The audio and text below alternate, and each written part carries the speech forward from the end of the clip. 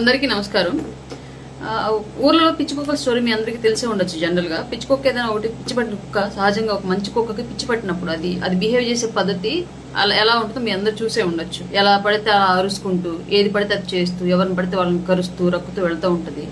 దాన్ని అలాగే కనుక ఎవరు అడ్డు రాకుండా వెళ్ళనిస్తే సుదూరమైనటువంటి ప్రయాణాలు సొంగలు కక్కుకుంటూ ఎక్కడ తాగడానికి నీరు లేక దాని రోగం దానిలోనే ముదిరిపోతూ చావు అంచుల వరకు తొందరగా వెళుతుంది. అలా కాకుండా మిగతా మంచి కుక్కలో ఇంకొక వ్యక్తిలో వీళ్ళు కనుక దాన్ని కట్టడి చేయాలని చెప్పేసి ప్రయత్నం చేస్తే అది అంతకంతకు డబల్ అయ్యి ఇంకా ఎక్కువ అరుస్తూ ఇంకా ఎక్కువ మందిని కరుస్తూ ఇంకా ఎక్కువ కుక్కలకి పిచ్చెక్కిస్తూ దాని యొక్క లోపల ఉన్నటువంటి విషపు తాలూకు సంతతిని ఎక్కువ పెంచుకుంటూ వెళ్ళేటువంటి పరిస్థితి ఉంటుంది. ఇది పిచ్చి కుక్క స్టోరీ జనరల్ గా. అందుకే పిచ్చి కుక్కకి పిచ్చి పట్టినప్పుడు కుక్కకి దాన్ని ఎవరైనా సరే సహజంగా వదిలేసి దానికి ఎవరు అడ్డు రాకుండా ఉంటే అదే తొందరగా కనుమరుగైపోద్ది. అలా కాకుండా అడ్డుపడితే ఖచ్చితంగా అది ఇంకా నేనున్నాను అని చెప్పేసి దాని ఉనికిని చాటుకునేటువంటి ప్రయత్నం చేస్తూ ఇంకా బలాన్ని పుంజుకొని తిరగబడుతూ ఉంటుంది. కాబట్టి చాలా వరకు జనసేన పార్టీల నుంచి బయటికి వెళ్ళిన వాళ్ళు ఎవరి విషయంలో అయినా సరే మేము ఇలాంటి పిచ్చి కుక్కలు కానీ కన్సిడర్ చేసి వాళ్ళని వాళ్ళు ఎంత ఒర్రుతున్నా సరే వదిలేస్తూ ఉంటాము. వాళ్ళని అనవసరంగా మేము వాళ్ళని టార్గెట్ చేసి వాళ్ళని మాట్లాడి పెద్దవాళ్ళని చేసే ఉద్దేశం మాకు ఉండదు. కాబట్టి పవన్ కళ్యాణ్ గారిని విడిచి వెళ్ళిపోయారు అంటేనే ఆటోమేటిక్ గా వాళ్ళు రాజకీయాలకో ప్రజాసేవకో పనికిరాని వాళ్ళని అర్థంగా భావించుకుని వదిలేస్తూ ఉంటాం మేము జనరల్ గా. ఇది పిచ్చి కుక్క స్టోరీ మాత్రమే. అలాగే ఒక నీతి చెప్పాలనుకుంటున్నాను. ఏంటి అంటే క్లియర్ గా విలువలు వదిలేసిన రాజకీయ నాయకుల్ని వలువలు విడిచేసిన దేహాన్ని ఎవరు ఎక్కువ కాలం చూడరు. ఫస్ట్ క్యూరియాసిటీతో, ఆ తర్వాత యాంగ్జైటీతో, ఆ తర్వాత అవసరంతో, ఆ తర్వాత మొహం మొత్తేసి పక్కన పెట్టేస్తారు. ఇది జనరల్ గా ఉండేటువంటి లక్షణాలు, మనుషుల యొక్క లక్షణాలు.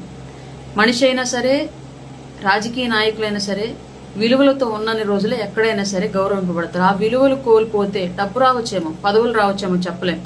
కానీ కొద్ది రోజుల తర్వాత మాత్రం సమాజం చేదరించుకునే స్థాయికి వీళ్ళదే ఉందిలే అని పక్కన పెట్టేసే స్థాయికి అయితే దిగజారిపోద్ది వాళ్ళ యొక్క పరపతి. ఈ విషయం గుర్తుంచుకోవాలి ప్రతి ఒక్కళ్ళు. ఇక ఈ విషయానికి వస్తే చాలా రోజుల నుంచి చాలా మంది క్వశ్చన్ చేస్తూ ఉన్నారు కొన్ని అంశాలు. మీరెందుకు నేను ఇప్పటివరకు మాట్లాడిన స్టోరీ కానీ ఇప్పుడు మాట్లాడబోయేటువంటి స్టోరీకి సంబంధం లేదు. ఇది మాత్రం మధ్యలో ఫుల్ స్టాప్ ఆర్ కామ పెట్టుకున్న తర్వాతే వినండి. కన్నా రజనీ గారి విషయంలో మీరు ఎందుకు స్పందించట్లేదు, ఆవిడ ఇష్టం వచ్చినట్టుగా మాట్లాడుతుంది కదా, మీరు ఎందుకు మాట్లాడరని చెప్పేసి నన్ను చాలా మంది క్వశ్చన్ చేశారు. నేను అన్న ఆన్సర్ ఒకటే, ఆవిడ ఏదో పాత ఎంచుకుంది, ఆవిడ దారిలో ఆవిడ పోనివ్వండి, మనం ఎందుకు అడ్డుపడతాం ఆమె దారికి. మనం అడ్డుపడితే ఆగే వ్యక్తి అయితే పార్టీలోనే ఉండేది. పార్టీని దాటి వెళ్ళిపోయి పార్టీ లైన్ మీరేసి మాట్లాడుతూ ఉంది కాబట్టి ఆవిడ గురించి ఎక్కువ ప్రస్తావించడం అనవసరం కదా. ఆవిడ వ్యక్తిగత జీవితం, ఆవిడ రాజకీయ జీవితం మనకి ఎందుకు కదా, అనవసరం కదా అని చెప్పేసి నేను వదిలేసి ఇదే ఆన్సర్ చెప్పాను. నాతో మాట్లాడి చాలా మందికి తెలుసు ఈ విషయం. పెద్ద దగ్గర నుంచి చిన్నల దగ్గర వరకు అందరికి ఇదే ఆన్సర్ ఇచ్చాను నేను. కానీ ఇప్పుడు ఎందుకు మాట్లాడాల్సి వస్తూ ఉందంటే, రాజకీయంగా విమర్శలు చేయొచ్చు, దానికి ఒక లిమిట్స్ ఉంటాయి. సరే లిమిట్లెస్ గా అయినా సరే రాజకీయ విమర్శలు చేయొచ్చు. కానీ వ్యక్తిగత జీవితాల్లోకి వెళ్ళి విమర్శ చేయడం, ఎదుటి వ్యక్తి ఇబ్బందుల్లోనూ ఆపదలోనూ ఉన్నప్పుడు దాన్ని కూడా వెటకారంగా మార్చుకొని దాన్ని కూడా అవకాశంగా మార్చుకొని చేయడం అనేది నిజంగానే నాకు అంత టాలరేట్ చేసినటువంటి అంశంగా అనిపించలేదు. కాబట్టి డెఫినెట్గా స్పందించాలనిపించింది. అందుకే ఇప్పుడు మాట్లాడుతూ ఉన్నాను. పవన్ కళ్యాణ్ గారు సైనస్ సమస్య గురించి ఆవిడ చాలా అంటే చాలా ఎగతాళిగా డౌట్ఫుల్ గా మాట్లాడింది. నా కొడుక్కి కూడా సేమ్ ప్రాబ్లం ఉంది. జనరల్ గా వాడికి ఇప్పటికి చాలా సందర్భాల్లో కొన్నేళ్లేమో 14 ఏళ్ళు దాటాక చేస్తాం, ముందే వద్దని చెప్పేసి డాక్టర్ సజెషన్ చేశారు. 14 ఏళ్ళు దాటిన దగ్గర నుంచి చేద్దామని ట్రై చేస్తామంటే అడిగి జలుబు రాకుండా ఉండాలి, కనీసం 2 నెలలైనా సరే ముక్కులు పొడిగా ఉండాలి, ఎక్కువ ఆ జలుబు తాలూకు వైరస్ అట్లాంటివి లేకుండా, ఇట్లాంటివంతా చెప్తా ఉన్నారు. కాబట్టి ఇప్పటికి కూడా అవ్వలేదు. కానీ ఎప్పుడు చేయించినా సరే వేసవకాలం మాత్రమే చేయించండి అని చెప్పేసి డాక్టర్ క్లియర్ గా చెప్పారు. అంటే దాని అర్థం ఏంటి అంటే చలికాలమో వర్షాకాలమో అట్లా అయితే ఏదో స్నీజింగ్, ఎలర్జీ తాలూకు లక్షణాలు వస్తూ ఉంటాయి. కాబట్టి సహజంగా ఫ్రీక్వెంట్ గా మారుతున్నటువంటి వాతావరణంలో పెరుగుతున్నటువంటి వైరస్ వాటి వల్ల సర్జరీ చేసినా సరే అంత సక్సెస్ఫుల్ గా దాని రిజల్ట్ ఉండదు. వేసవకాలం అయితే పర్ఫెక్ట్ గా ఉండిద్ది అనే ఉద్దేశంతో చేస్తూ ఉంటారు. అందుమూలంగాను అండ్ పవన్ కళ్యాణ్ గారు ఎప్పుడు మాక్సిమం ఏసీలో ఉంటారు కాబట్టి ఆయనకి ఆ సమస్య తీవ్రతరం అవుతూ ఉండల్లా ఎమర్జెన్సీగా అది చేసేసి ఉండొచ్చు. పెద్ద మ్యాటరే కాదు అసలు, చెప్పుకోవాలి. దాన్ని కూడా నెగిటివ్ గా చూడాల్సిన అంశం అయితే కాదు. ఎందుకంటే పవన్ కళ్యాణ్ గారికి జగన్ గారికి ఉన్నట్టు 38 కేసులు లేవు. కోర్టు వాయిదా వచ్చినప్పుడల్లా మెడం మెడికింది, నడుము మెడికింది అని చెప్పేసి కూర్చోడానికి ఇంట్లో. పవన్ కళ్యాణ్ గారికి అట్లాంటి ఇబ్బందులు ఏమి లేవు. కాబట్టి ఆయన ఆరోగ్యం మీద వంక పెట్టేసి బయట సమాజం నుంచి ఏమైనా తప్పించుకోవాల్సిన అవసరం అయితే ఆయనకి లేదు పవన్ కళ్యాణ్ గారికి. సో ఈవిడ ఆ విషయాన్ని అట్లా తప్పుగా మాట్లాడకుండా ఉండాల్సింది జనరల్ గా. ఇప్పుడు రజనీ గారి విషయంలో చాలా మంది ఆవిడ కొన్ని ఇంటర్వ్యూలు చూసాను, చాలా మంది నమ్మిన విషయం కూడా. కానీ అవి అబద్ధాలని కొన్ని చెప్తాను. ఆవిడ యొక్క నైతికత ఏ పార్టీది అనేది మీకు ఎగ్జాంపుల్ చెప్తా. పవన్ కళ్యాణ్ గారు ఆమెను పిలిచి ఆమె పార్టీ అధికార ప్రతినిధిగా ఉండి నా పార్టీ కోసం పనిచేయమని చెప్పేసి చెప్పాడని చెప్తోంది కదా, అది పచ్చి అబద్ధం. ఎందుకంటే దానికి సాక్ష్యం నేనే. ఈవిడ పార్టీలో ఫస్ట్ నాగబాబు గారిని కలిపేయడానికి తీసుకెళ్లేటప్పుడు ఈవిడ గురించి నాకు డీటెయిల్స్ అవన్నీ పెట్టి, చూసావా ఎప్పుడన్నా వీడియోలు కొన్ని ఉన్నాయి చూడు, నాగబాబు గారికి పరిచయం చేయడానికి తీసుకెళ్తాను ఈవెంట్ అని చెప్పేసి నాకే చెప్పారు. ఈవెంట్ తీసుకెళ్లి పార్టీకి గాలికి పోయే కంపెనీ తీసుకొచ్చి కాలికి తగిలించింది ఎవరయ్యా అంటే కటార శ్రీనివాస్ గారు, నల్లని శ్రీనివాస్ గారు. వీళ్ళిద్దరికి ఎవరు పరిచయం చేశారయ్యా అంటే డాక్టర్ శ్రవంత్ గారు పరిచయం చేసిన తర్వాత కటార శ్రీనివాసరావు గారు, నల్లని శ్రీనివాస్ గారు తీసుకెళ్లి నాగబాబు గారికి పరిచయం చేస్తే నాగబాబు గారు కొన్ని ఆవిడకి సంబంధించిన మాట్లాడిన వీడియోలు చూసి ఆ తర్వాత నాగబాబు గారే పవన్ కళ్యాణ్ గారిని కన్విన్స్ చేసి అపాయింట్మెంట్ ఏర్పాటు చేసి ఆవిడని కల్పిస్తే ఆవిడ ఆహా ఓహో అని చెప్పినటువంటి మాటలన్నింటినీ పవన్ కళ్యాణ్ గారు నమ్మి ఫస్ట్ కలిసిన రోజే మెడలో కండువా వేసి అధికార ప్రతినిధి హోదా ఆమెకి ఇచ్చారు సార్. అంతే తప్ప ఈవిడ ముందుగా చూడడం, ఈవిడ పార్టీలోకి పిలిపించడం, ఈవిడ సహాయ సహకారాలు లేకపోతే పార్టీని నేను నడపలేనని చెప్పేసి పవన్ కళ్యాణ్ గారు ఫీల్ అవ్వడం, ఇవన్నీ కూడా అన్ని ఫ్యాబ్రికేటెడ్ స్టోరీలు. ఇవన్నీ ఆమె కట్టుకథలు కల్పించి చెప్తా ఉంది మీడియా ముందు. ఇంకొకటి, పార్టీకి ఆమె అధికార ప్రతినిధి ఇచ్చిన తర్వాత మా జిల్లాలో ఒక క్యాస్ట్ నాయకుడికి సంబంధించినటువంటి ఒక పుట్టినరోజు కార్యక్రమంలో మేము కలుసుకున్నప్పుడు నేను పక్కనే ఉండగా ఒక మీడియా ఛానల్తో ఆమె పెద్ద బ్లండరు స్టేట్మెంట్ అన్నారు. అది ఇంకా అది వింటూ ఇప్పుడైనా సరే కోపం వచ్చేంత బ్లండర్ స్టేట్మెంట్ ఒకటి మీడియా ముందు పాస్ చేసింది. మహిళలకు సంబంధించి, పురుషులకు సంబంధించి, కులాలకు సంబంధించి ఒక స్టేట్మెంట్ ఎంత చండాల నికృష్టంగా పాస్ చేసిందో అంత చండాల నికృష్టంగా పాస్ చేసింది ఆ స్టేట్మెంట్. నేను పక్కనే ఉన్నాను. ఆ స్టేట్మెంట్ వెంటతో ఒక్కసారిగా నాకు ఒళ్ళంతా జల్దరించి చెమట్లు పట్టేసి నేను నాకు అమ్మో ఏంది ఇట్లా మాట్లాడింది, ఇంత దారుణమైన స్టేట్మెంట్ అని చెప్పేసి భయపడిపోయి నేను ఆ మీడియా రిపోర్టర్ని పక్కకు రాగానే బతులాడుకుని ఆయన ఇది బయట టెలికాస్ట్ చేయమాక, లైవ్ కాదు కదంటే లైవ్ కాదు మేడం అన్నాడు. దయచేసి టెలికాస్ట్ చేయమాక ఈ బయట, నేను పార్టీ యాప్స్కి చెప్తాను, ఇది కొంచెం కట్ చేసి మీరు చేయొద్దు అని చెప్పేసి నేను వాళ్ళని బతులాడుకుని వెంటనే నేను పార్టీ యాప్స్లో ఉన్నటువంటి శ్యామ్ గారికి కాల్ చేసి, శ్యామ్ గారు మేము ఇట్లా ఈ బర్త్డే ఫంక్షన్కి వచ్చామండి, మీడియా ఉంది ఈవిడ ఈ వర్డ్స్ యూజ్ చేశారు, దయచేసి మళ్ళీ నేను చెప్తే ఆపుతారో లేదు ఛానల్ వాళ్ళకి కొంచెం మసాలా ఉంటే ఎక్కువ వ్యూస్ వెళ్తాయి అని చెప్పేసి టెలికాస్ట్ చేస్తారేమో, మీరు కూడా చెప్పి ఆపండి అని చెప్పేసి చెప్తే శ్యామ్ గారు ఏం చేశారంటే టెలికాస్ట్ అవ్వనీయకుండా ఆపటంతో పాటు బయట తీసుకొని పవన్ కళ్యాణ్ గారికి చూయించారు. పవన్ కళ్యాణ్ గారికి చూయించడంతో ఆ బయట గురించి చూయించడము, అదే టైంలో కేతన్ రెడ్డి వినోద్ రెడ్డిని పార్టీ నుంచి బయటికి పంపించిన సందర్భంలో ఈవిడ కొన్ని డిబేట్లు అటెండ్ అవుతూ కేతన్ రెడ్డి వినోద్ రెడ్డి గారిని భుజాన వేసుకుని మోసిందనమాట. మోస్తే ఆ రెండు సందర్భాలను బేస్ చేసుకుని మాకు ఒక అధికార ప్రతినిధి మీటింగ్ కండక్ట్ చేస్తే అందులో మేము ఈ రోజు పార్టీలో ఉన్నటువంటి మినిస్టర్లు, ఎమ్మెల్యేలు కూడా ఆ రోజు అధికార ప్రతినిధుల మీటింగ్ లో ఉన్నారు. దాదాపు దగ్గర 24 మంది ఉన్నాం మేము ఆ రోజు. బయటికి వెళ్ళి కొబ్బరివాడల కత్తి కూడా అదే మీటింగ్ లో ఉంది. 23 మంది దాకా ఉంటే మేము ఆ రోజు క్లియర్లీ పవన్ కళ్యాణ్ గారు చాలా అంటే చాలా క్లియర్ గా చెప్పారు, ఈ మాటలు ఎలా మాట్లాడతావు, నువ్వు చదువుకున్న వ్యక్తివి కదా, ఆడపిల్లవు కదా, సాటి మహిళలను వాళ్ళ అవమానపరిచేలాగా మాట్లాడచ్చా, నీకు ఇదేనా నేర్పించింది, నీ చదువు నీకు ఇదేనా నేర్పించింది, నువ్వేదో ఉన్నతమైనటువంటి భావజాలంతో ఉంటావు, చదువుకున్న వ్యక్తివి, ఎంతో పార్టీ కోసం ఎంతో ఉపయోగపడతావు అని చెప్పేసి నేను నీకు ఈ అధికార ప్రతినిధి హోదా ఇస్తే అనతి కాలంలో నువ్వు తెచ్చినటువంటి చెడ్డ పేరు ఇదా పార్టీకి, ఇది బయటికి కనుక రిలీజ్ అయ్యింటే ఏమై ఉండేదని చెప్పేసి పవన్ కళ్యాణ్ గారు ఆవిడని అరవడం జరిగింది. ఆ వెంటనే నన్ను కూడా ఒక విషయం మీద అరవడం జరిగింది. ఏ విషయం అంటే అరవడం కాదు, అది నా మీద జరిగిన విషయం. ఇది మీడియాలో కూడా, మీడియా కానీ ఎక్కడ ప్రచారం వల్ల, ఇది పార్టీ కార్యక్రమంలో మేము ఒక ఇంటర్నల్ గా పెట్టుకున్నటువంటి ఒక మీటింగ్ లో నేను ఒక వర్డ్ యూజ్ చేశాను. పార్టీలో పవన్ కళ్యాణ్ గారు ఎవరిని నమ్మి టికెట్ ఇచ్చినా గెలిపించాల్సిన బాధ్యత మనది అని చెప్పేసి ఒక వర్డ్ యూజ్ చేసి నేను ఆ మీటింగ్ లో మాట్లాడితే, అప్పుడు ఆ నియోజకవర్గంలో చాలా మంది ఇన్ఛార్జీలు ఉండేవాడు, ఎవడు కూడా పత్తం చేస్తా, ఒకళ్ళు పిలిస్తే వెళ్ళి మీటింగ్ మాట్లాడిన ఆ చిన్న వర్డ్ మిస్టేక్ ని ఇంకొకరు తీసుకెళ్లి కంప్లైంట్ పెట్టారు పార్టీ ఆఫీస్ లో.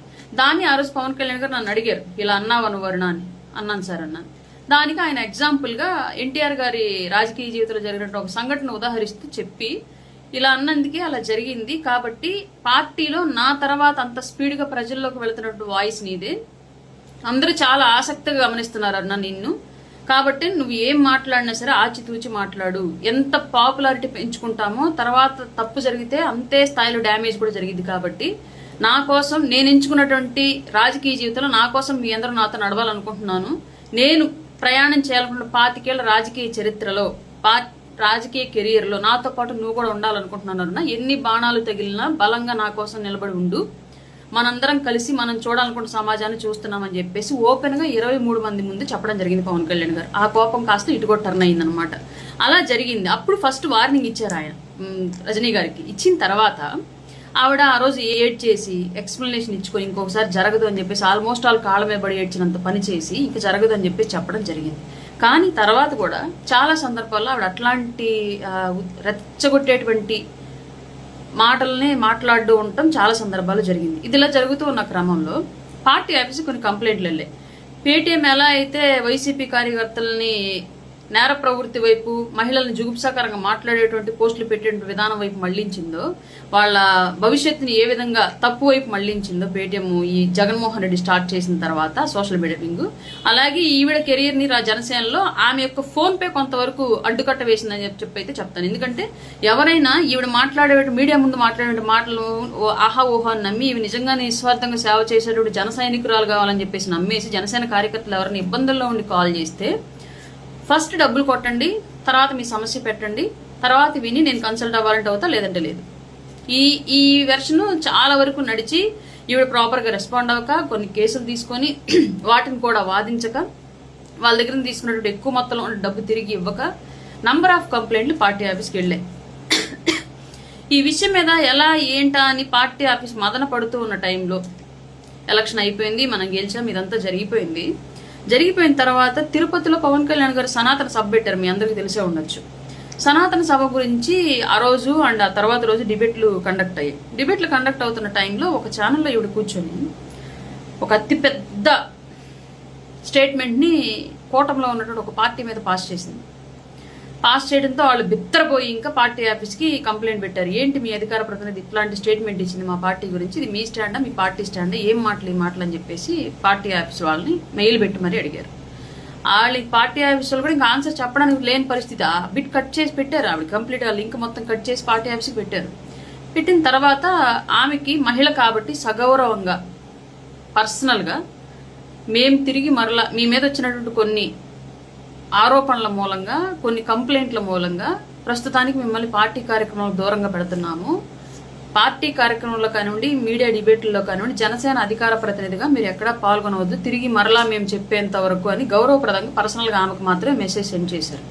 అప్పటి నుంచి ఆమె మీడియాకి వచ్చిన కార్యక్రమాలకు వెళ్ళినా జనసేన వీర మహిళ లేదా మహిళా అడ్వకేట్ అని చెప్పేసి పెట్టుకుంది తప్ప ఎక్కడ జనసేన పార్టీ రాష్ట్ర అధికార ప్రతినిధి అని చెప్పుకోవాలి. ఎందుకంటే ఆ పేరు ప్రస్తుతానికి వాడుకోవద్దని చెప్పారు కాబట్టి ఈమె మీడియా నుంచి దూరంగా ఉండలేక ఈ మీడియాతో మాట్లాడేటప్పుడు ఈ పేరుతోటి జాయిన్ అయింది. చాలా సందర్భాలు చాలా మంది మీడియా మిత్రులకు కూడా తెలిసి ఈ విషయం. మరి ఈ మధ్య ఎందుకన్నా ఆవిడని ఆ విషయం తెలిసి కూడా ఎందుకు అంత డ్రామాటిక్ గా ఆవిడతోటి జనసేన అధికార ప్రతినిధి, మాజీ జనసేన ఇట్లాంటివన్నీ పెట్టి చేస్తున్నారు ఎందుకు నాకు తెలియదు. ఇది ఆమె విషయంలో జరిగినట్టు అంశం. అంబటి రాంబాబు విషయంలో బయటికి పొమ్మన్నారు, ఇవన్నీ అబద్ధాలు. ఇవన్నీ ఆమెకు అనుకూలంగా ఆమె అల్లుకున్నటువంటి స్టోరీలు. అలాగే ఇంకొక విషయం, ఇది రజనీ గారికి నేను చెప్పాలి అనుకుంటుంది. మారుతున్నటువంటి రాజకీయ పరిస్థితులు ఎప్పుడు ఎలా ఉంటున్నాయో ఎవరికి తెలియట్లా. ఏ పార్టీలో ఉన్నటువంటి నాయకులు ఏ పార్టీ వాళ్ళతో సత్సంబంధాలు నడుపుకుంటున్నారు, వ్యాపార లావాదేవీలు నడుపుకుంటున్నారో తెలియట్లా. మనం అల్పజీవులం. మనం ఎంత విలువలతో రాజకీయాలు చేస్తే భవిష్యత్తులో అంత విలువైనటువంటి అభివృద్ధి అనేది కనిపించింది. కాదు కూడదని ఇన్స్టెంట్ గా ఏదో ఆశించేసి ఎవరి మీద బురద వేయాలి అనుకుంటే, ఫస్ట్ ఒకరి మీద బురద వేయాలి అనుకుంటే పట్టుకునేది ఎవరి చేతులతో? మన చేతులతో. అంటే అది ముందుకు ఎవరికి అంటుకుంటుంది? మనకే అంటుకుంటుంది. ఫస్ట్ నువ్వు ఏమి ఎదుటి వాళ్ళ మీద విసిరేయాలనుకున్నా ఫస్ట్ అది నీకే అంటుకుంటుంది అన్న విషయం మాత్రం మర్చిపోవద్దు. మీ నైతికత, మీ విలువలు, మీ రాజకీయం, మీరు చేస్తున్న పార్టీలోకి రాగానే పదవి ఇవ్వలేదని చెప్పేసి, ప్రభుత్వంలోకి రాగానే పదవి ఇవ్వలేదని చెప్పేసి, నేను మహిళా కమిషన్ అడిగాను ఇవ్వలేదని చెప్పేసి ఇంత నెగటివ్ గా ప్రచారం చేయడం దీన్ని కూర్చున్న కొమ్మ నరగడం అంటారు, లేదంటే ఏరు దాటాకి తెప్ప తగలేయడం అంటారు. ఆల్మోస్ట్ వాళ్ళు నాకు ఇట్లాంటి సామెతలన్నీ మీలాంటి వాళ్ళని చూసి పుట్టుండొచ్చు బహుశా. మీకన్నా ముందు నుంచి చేస్తున్నాం, మాకెవరికి అంత కోపం మీకు వచ్చినంత ఇది రాలేదు, మేమెవరం మీలా కనిపించాలి. ఆయన రాజకీయ జర్నీలో ఆయన పెట్టుకున్నటువంటి సుదూర లక్ష్యంతో పాటు ఆయనతో పాటు ట్రావెల్ చేయాలని చెప్పేసి ఈ రంగంలో అడుగు పెట్టాం. అలాగే ముందుకు వెళుతూ ఉన్నాం. పర్టికులర్లీ మీకు మాత్రమే స్పెషల్ ఐడెంటిటీ కావాలి, వచ్చినటువంటి 2 సంవత్సరాలకే మీకు కమిషన్లు ఇవ్వాలి, చైర్పర్సన్లు ఇవ్వాలి, లేదంటే నేను బురదేస్తానని చెప్పేసి అంటే ఎంతవరకు కరెక్ట్ అది? ఇప్పుడు ఎవరు పవన్ కళ్యాణ్ గారు ఇచ్చిన మాట ప్రకారం నాతో జర్నీలో నడవండి, పేరు వస్తుంది, పేరు తర్వాత ఏమైనా అభివృద్ధి వస్తుంది అని చెప్పేసి క్లియర్ గా చెప్పాడు. ఆయన మాట మీద ఆయన ఉన్నాడు, ఆయన పని చేసుకుంటూ వెళ్ళిపోతున్నాడు. ఆయన ఒక నాయకుడిగా ప్రూవ్ చేసుకుంటూ ప్రజలకి ఏ ఉద్దేశంతో అయితే ఒక ప్రజాప్రతినిధులు ఎన్నుకుంటారో ఆ ఉద్దేశాన్ని ఫుల్ఫిల్ చేసుకుంటూ ఆయన వెళ్ళిపోతూ ఉన్నాడు. మధ్యలో మీ నైతికత ఎత్తిపోయింది. మీరు ఏ ఉద్దేశంతో పార్టీ కండవ కప్పుకున్నారు? ఇవాళ పర్టికులర్లీ ఎందుకు మొన్నటి వరకు బెల్లమైనటువంటి పవన్ కళ్యాణ్ గారు ఇవాళకి ఇవ్వాలి మీకు అల్లంలాగా మాకు కనిపిస్తున్నాడు అంటే మార్పు ఎవరిలో వచ్చింది? పవన్ కళ్యాణ్ గారు ఏం మారలా, ఆయన అలాగే ఉన్నాడు. మీలో వచ్చిన మార్పు చూసుకోండి. నా దృష్టిలో నేను చెప్పేది ఎప్పుడైనా ఒకటే, రాముడి ఆశయం గొప్పదా, హనుమంతుడి సాయం గొప్పదా అంటే రాముడి ఆశయమే గొప్పది. రాముడి ఆశయం కోసం పని చేశాడు కాబట్టి, సాయం చేశాడు కాబట్టి హనుమంతుడు కూడా దేవుడిగా కీర్తింపబడ్డాడు. ఆయనలో ఉన్నటువంటి బలాన్ని ప్రపంచానికి సాటి చెప్పిన వాడు అయ్యాడు. ఎంతో మందికి వాళ్ళ ఆరాధ్య దైవం అయ్యాడు హనుమంతుడు. కారణం ఏంటి? రాముడు పెంచుకున్నటువంటి ఆశయం కోసం పనిచేయడం మూలంగానే. అలాగే ఇక్కడ పవన్ కళ్యాణ్ గారు పెట్టుకున్నటువంటి రాజకీయ ఆశయం కోసం పనిచేస్తూనే మాలాంటి వాళ్ళు మీలాంటి వాళ్ళు అందరూ పేరు తెచ్చుకున్నారు. ఇది మీ గొప్ప మా గొప్ప కాదు. ఆయన ఎంచుకున్నటువంటి లక్ష్యం గొప్ప, ఆయన నడుస్తున్నటువంటి దారి గొప్ప, ఆయన వెళుతున్నటువంటి తీరు గొప్ప, ఆయన వెనకాల మనం నడుస్తున్నటువంటి అందువల్లే మనకి గొప్ప. మీరు సపరేట్గా లాయర్గా మీరు పెద్ద తురుమై ఉండొచ్చు, నేను మార్కెటింగ్ పర్సన్గా నేను పెద్ద తురుమై ఉండొచ్చు, బట్ పొలిటికల్గా నేను జీరో మీరు జీరో. పవన్ కళ్యాణ్ అనేటువంటి ఒక విలువైన అక్షరం, ఒక అంకె మన పక్కన చేరబట్టే మనకు వాల్యూ పెరిగింది ఈ జీరోలకి. అది అర్థం చేసుకోలేకపోతే ఎవరు ఏం చేయలేరు. చిన్నపిల్లలకైతే కొట్టో తిట్టో చెప్తారు, లేదా మూర్ఖులకైతే ఏదో ఒకటి చేసి చెప్తారు. మేము అతి గొప్ప మేధావులు అని చెప్పే వాళ్ళకి ఏం చెప్తాము? ఈ కులం కోట్లు మతం సూట్ల పక్కన దాక్కొని ఎన్నాళ్ళని రాజకీయాలు చేస్తారు? ఎవరు చేయలేరు ఎక్కడా కూడా. ఒక కులం కూడా మీద నిలబడ్డ వాళ్ళు ఎప్పుడు కూడా రాజకీయ నాయకులు అవ్వలేరు. ఈ విషయం గుర్తుపెట్టుకోండి. ఒక కులం కోసమే పెట్టాను నేను పార్టీ అంటే అసలు నిజమే కాదు. ఇది ముమ్మాటికి నమ్మదగ్గ విషయం కాదు. ఇది మోసగించేటువంటి విషయం. ఏ కులం పేరు చెప్పుకుంటున్నారో ఆ కులాన్ని ఆ వ్యక్తులు మోసగించేటువంటి విషయం ఇది క్లియర్గా. ఇది అర్థమైతే చాలు. ఇంతకన్నా ఇంకా గట్టిగా చెప్తే మహిళ అయిపోయారు కాబట్టి మళ్ళీ రేపు పొద్దున్న నేను ఆ ఏడుపులు మీడియా ముందు వినలేను. Not interested. నేను చెప్పాలనుకున్న స్టూడియోగానే చెప్పాను, మీకు అర్థమైందని అనుకుంటున్నాను. దయచేసి మీరు మీ లక్ష్యం ఏంటో ఆ లక్ష్యం సరైన మార్గంలో వెళ్ళండి. ఇది రాంగ్ వే. పవన్ కళ్యాణ్ గారిని తిట్టడం వల్ల లేదా ఇంకొకళ్ళు తిట్టడం వల్ల ఏదో వచ్చేస్తుంది అంటే ఆ టైంకి రావచ్చు, డబ్బులు రావచ్చేమో, గుర్తింపు రావచ్చేమో, 10 వాళ్ళ పెయిడ్ యూట్యూబ్ ఛానల్స్ పిలిచి మీటింగ్లు పెట్టచ్చేమో, లేదా ఇంకేదైనా పదవులు ఇవ్వచ్చేమో. కానీ ఎంతకాలం? వాస్తవం ఎప్పటికైనా నిలబడుతుంది, అబద్ధం ఎప్పుడైనా పడుకుంటుంది. అది గుర్తుపెట్టుకోవాలి.